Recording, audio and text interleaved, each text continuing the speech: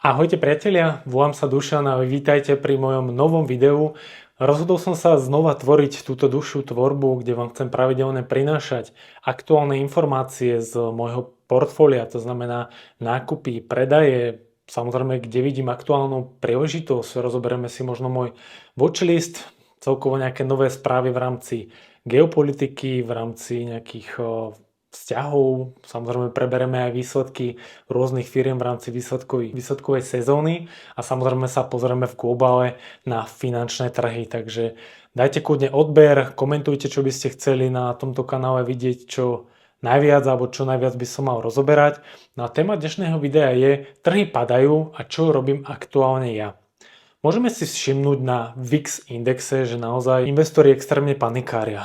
Aktuálna nálada na trhoch nie je úplne ideálna. Je to aj vďaka tomu, že posledný mesiac, alebo teda koncom februára, nám začal vlastne konflikt na Blízkom východe, kde vlastne USA s Izraelom zaútočili na Irán. Kto túto situáciu sledujete, tak každý deň sa nám dostávajú neustále nejaké nové informácie o tom, aké útoky tam prebiehajú, čo sa bombarduje. A samozrejme najväčší problém toho je Hormuzský príliv, kde aktuálne preteká zhruba 20% celkovej svetovej produkcie. Samozrejme ropa na základe týchto informácií, keďže ostal tento príliv už zatvorený niekoľko týždňov, tak nám extrémne vystrelila hore a to vytvára obrovský tlak na indexy a celkovo aj technologický sektor, ale celkovo aj nejaké komodity, že ako sa hovorí, že zlato je protiinflačné a nakupuje sa väčšinou vo vojne, keď sú konflikty, tak zlato spravilo presný opak. To isté aj striebro, že jednoducho vyklesali. Takže bolo veľmi naozaj ťažké nájsť príležitosť, kam zaparkovať krátkodobo peniaze. Ale samozrejme, keď ste dlhodobí investori, tak vy nemôžete meniť stratégiu na základe nejakého krátkodobého rozhodnutia. Alebo poviem tak, že vojny, konflikty tu boli vždycky, ako fungujú finančné trhy. Poďme si na rovinu, že S&P 500 má za sebou históriu cez 100 rokov. A čo všetko bolo za tým? Prvá svetová vojna, druhá svetová vojna, studená vojna, a všetky možné rôzne konflikty, kde bola Amerika a možno aj iné krajiny. A povedzme si to tak, že možno na celom svete sa možno bojuje skoro na každom jednom kontinente. Takže je naozaj problém alebo nebyť zainvestovaný. Že to je tá hlavná myšlienka toho dnešného videa, že nebojte sa investovať, aj keď ostatní panikária. Pokiaľ ste dlhodobí investori, tak práve takéto konflikty, nejaká tá geopolitika, nejaké zlé informácie, ktoré škodia tým trhom krátkodobo, sú pre nás príležitosť. To znamená, že ja väčšinou nepanikárim, lebo mám dlhodobý plán. Keby som chcel predávať akcie samozrejme za pol roka, tak by ma to trošku strašilo a hľadal by som nejakú tú stratégiu, že čo s tým. Ale tým, že môj horizont je naozaj 20-30 rokov a dajme tomu, že niektoré akcie by som chcel držať až do konca života, tak tým pádom nám to dáva takú pohodu do tej aktuálnej situácie, nepanikáriť, ale pozerať sa na tie príležitosti na tom trhu.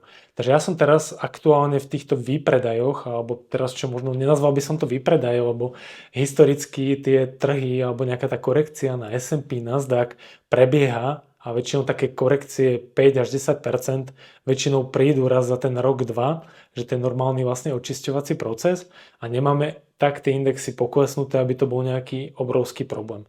Že vlastne to S&P alebo Nasdaq kleslo skoro nejakých maximálne 10%.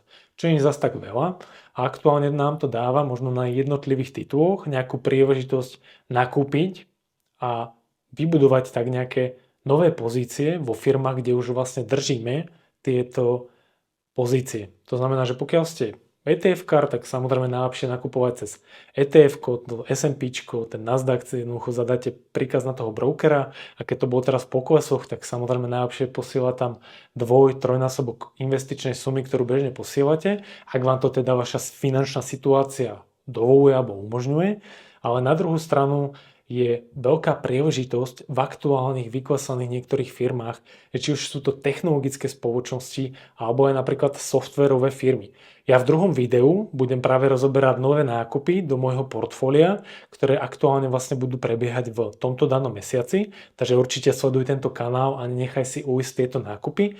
Budem to zdieľať aj cez môjho brokera eToro, kde budem vlastne tieto nákupy vlastne zdieľať aj priamo s vami tu vo videu, alebo teda na YouTube, pre moje vlastne verejné portfólio.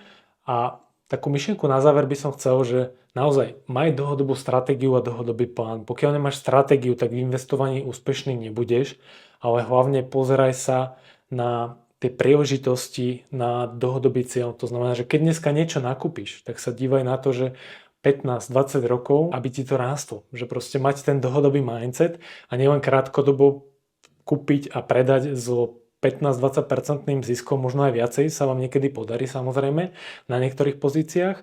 Ako ja som napríklad roka niečo dozadu predal Palantír so ziskom vyše 1100%. Bolo naozaj krásne zhodnotenie a poviem to tak, že bolo to veľké zhodnotenie a už som nebol moc komfortný držať túto pozíciu a radšej som realizoval zisk. Ale nie vždycky sa vám podarí nejaká takáto akcia, že vám spraví 1000%. Že taký zdravý rast tých akcií je dajme tomu 10%, keď robí trh.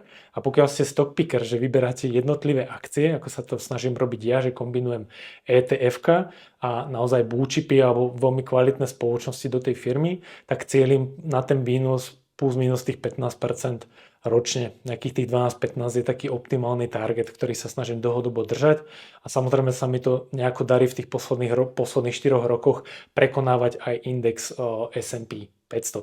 Nemusí to byť samozrejme dlhodobo, to samozrejme ja vyhodnocujem vždy každé 2-3 roky, ako sa mi darí vlastne túto stratégiu držať, ale pre mňa je vždy dôležité mať kombináciu vlastne aj ETF, ale aj jednotlivé akcie, v ktorých vidím obrovský potenciál. Takže aj v budúcich videách si ukážeme nejaký môj watchlist a aktuálne firmy, ktoré by som rád nakúpil za nejaké vnútorné ceny. To znamená, že ja si samozrejme robím nejaké vlastné vnútorné analýzy na základe DCF modelov, na základe toho, že pozerám finančné výkazy, sledujem vlastne annual meetings, vlastne jednotlivé výsledky firiem, takže táto práca je dosť taká mriavčia. Samozrejme pomáha mi aktuálne pri tom dosť aj umelá inteligencia, že mi vlastne prečítava rôzne tie finančné výkazy, aby som nemusel pri tom stráviť hodiny času.